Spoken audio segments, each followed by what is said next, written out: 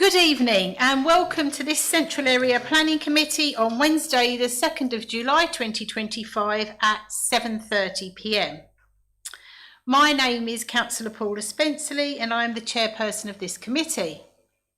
Members, we are streaming this meeting live as well as recording, and by being present in the meeting you are giving your consent to being recorded. During each item, please put your hand up to indicate if you wish to speak. I will then invite you to speak at the appropriate time. Could I ask members to avoid approaching the top table, as this could create interference with the cameras and the live stream. Please note that the YouTube live stream sound recording is dependent on the correct use of the microphones.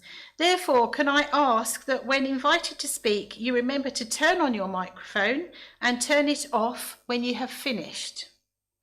Please reference the page or paragraph number when referring to the agenda papers and keep your contributions as clear and concise as possible.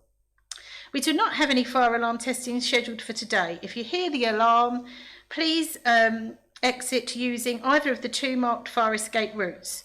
Once out of the building, please proceed to the designated muster point located on the grass verge by the police station entrance. So we move to apologies. Clark, do I have any apologies for this evening, please? We have received apologies from Councillor Dodsley, Councillor Jennings and Councillor Lay. Thank you, Chair. Thank you, Clark. So we move to agenda item 3. Our minutes. It is recommended that the minutes of the meeting held on the 18th of December 2024, found on pages 7 to 12, are approved as a true and accurate record. I so move. Do I have a seconder? Thank you very much, Councillor Stilts. Can we agree those by assent, please? Fantastic, thank you. So we move on to item 4, declarations of interest. So this is members, if you remember, to disclose the existence and nature of any disclosable pecuniary interests, other registrable interests and non-registrable interests relating to items of business on the agenda, having regard to paragraph 9 and appendix B of the Code of Conduct for members. Members are reminded that they are also required to disclose any such interests as soon as they become aware of the need to through the meeting. So we're going to move on to our substantive item for this evening, which at number 5, which is a report on, and I'll read the number, 2500216 FUL, full, land adjacent to Maldon Wycke, Spital Road, Maldon, to be found on pages 13 to 34 of the agenda. I move now to Saffron Lowsby, the officer who is going to present the report. Thank you. Thank you, Chair, and good evening, members. The application before us this evening is for the erection of a proposed detached dwelling and garage, land adjacent Maldon Wycke. And the first slide gives you a rough indication as to where we are. This is the site application edged red. The site itself is outside of the Maldon settlement boundary, as you can see, we've got the Spital Road that cuts through this aerial photo just here, and the site in question is where this small star is, just outside the settlement boundary. Just a little bit closer, I've done a zoomed in aerial photo. You will see the site is red, quite an obscure shape, but it's actually to the south of Maldon Wycke, which is this grade 2 listed building. To the north, we've got residential units to the east, the south, the west, and retail and residential further on beyond the Spital Road. The application site itself currently comprises the listed building to the north, as shown on the aerial plan, and the residential around it. On site at the minute, as the wider grounds, we've got a large pond area, a well-kept garden, and some trees that are dotted around the site. The proposal looks to enter the site via a new access, the existing access road to use, but a new hard standing and access will lead to the dwelling, which is located down here in the most southwest corner. So there is some history to the planning application. We've had a previous withdrawal on it, but most recently a refusal that proposed a scheme for a detached dwelling within the grounds, similar to where it is located now. This proposed a 6-bedroom property of about 300 square metres with a 2-storey element and a single-storey element also, but spread out much wider across the site. The eaves height and the ridge height is still taller than what's being proposed at the minute, which I'll get to shortly. So the previous reasons for refusal on this site referred to the impact on the listed building that was to the north, and having an impact on its rural setting due to its design, location and siting. And as you can see, it's quite a different proposal compared to this one that we've got before us today. So there's a larger separation, a smaller dwelling. The detached dwelling that was detached garage, apologies, that was also there was slightly out of that sort of building line that was created. Previously, we had a lack of the RAMS agreement that has been secured this time around, and previously we had insufficient information on the impact on trees. And as you can see from this here, this is an extract from the ARB report that was submitted with the application. There's some large trees on site, and these pink lines show the protection of this existing trees and landscaping that's on site as a result of the proposal. This scheme, much smaller, it's approximately 130 square metres, I think it is, yes. So a lot smaller in terms of its footprint. The ridge height and the eaves height is much lower at 5 metres and 2.5 respectively. With modest scale, with materials proposed. This might be a bit small for you guys to see, but it's handmade clay plain tile roofing, black colour timber weatherboarding, stock brickwork, and cottage style doors and windows. So in keeping with sort of subservient buildings to larger properties. The floor area on this one, like I said, is much smaller. We're looking at a 2-bedroom property with dressing area and open plan kitchen, living and dining space.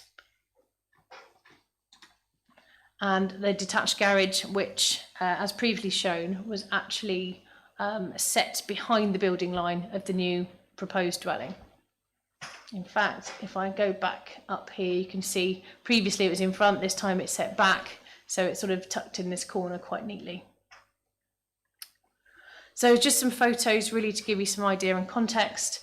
We've got the Spital Road entrance here. We've got Wycke Court, which is just to the east, yes. And then the entrance road, which is a private road, and the access will be off that.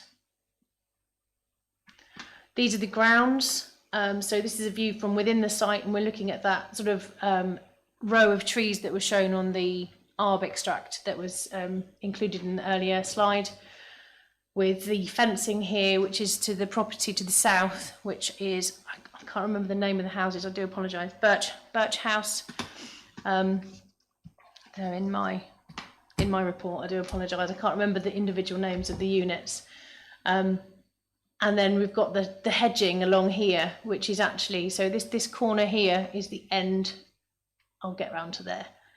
So you can see there's Wycke House and its outbuilding and the garage, the pond, which is to the front of the site. The access will be coming through the existing landscaping and around that pond, so that pond is being retained.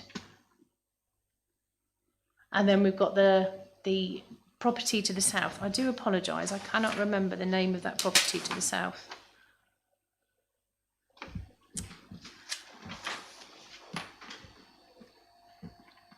This one here is actually, let me just show you, it's this one here.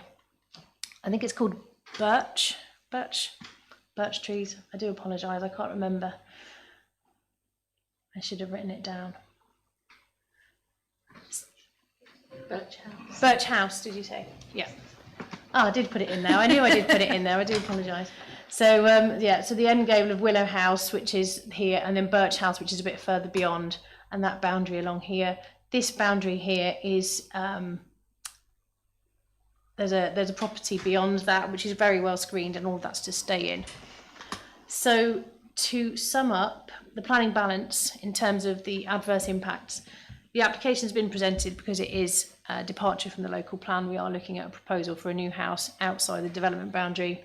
It lies outside of that, but however, we are very close to day-to-day services and facilities. Previous planning decisions have led this site to be a sustainable location with the development around this site as it exists at the minute, and the council's current 5-year housing land supply. The site is in a sustainable location and acceptable for the proposed development in this instance. Public benefits, modest contribution to the housing supply. Proposal demonstrates thoughtful design, siting, scale and appropriate on-site ecological mitigation measures. As you can see, it's been an improvement since the previous refuse scheme, and we've addressed those issues.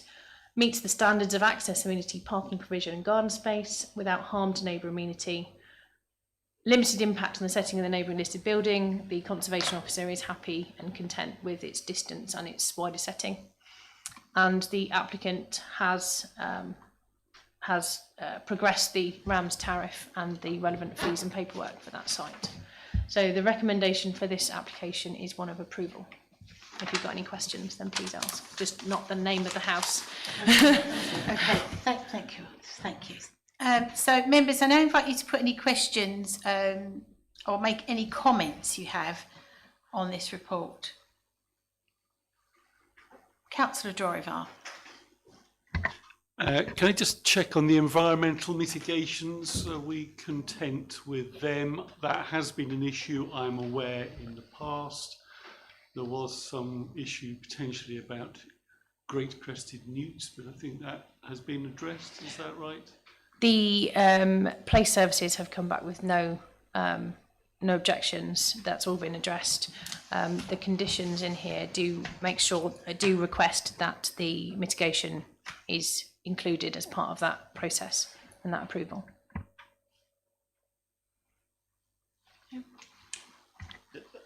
Just to add on that, 5.9.5 of the report talks about the council's ecology consultant, place services, has reviewed the submitted information and is satisfied there is sufficient ecological information available for the determination of the application, etc., on designated sites, protected and priority species and habitats, etc. Thank you, Chair. Thank you, Mr. Johnson. Do I have any other comments or questions at all, members? Councillor Driver again, you can have a second go as nobody else seems to be. Well, I propose we accept this recommendation of officers. Do I have a seconder from that? Councillor Burrell-Cook. So do we want a show of hands or can we agree by assent? Agreed? Agreed, thank you. Okay, well, that was brilliant. Thank you very much. So we move now to item 6, which is any other items of business that the chairperson decides are urgent. And I'm pleased to tell you that there are at this moment none. And with that, members, thank you for your contributions this evening. I now draw the meeting to a close at around 7:43 p.m. As the meeting is now closed, members are advised to please leave promptly.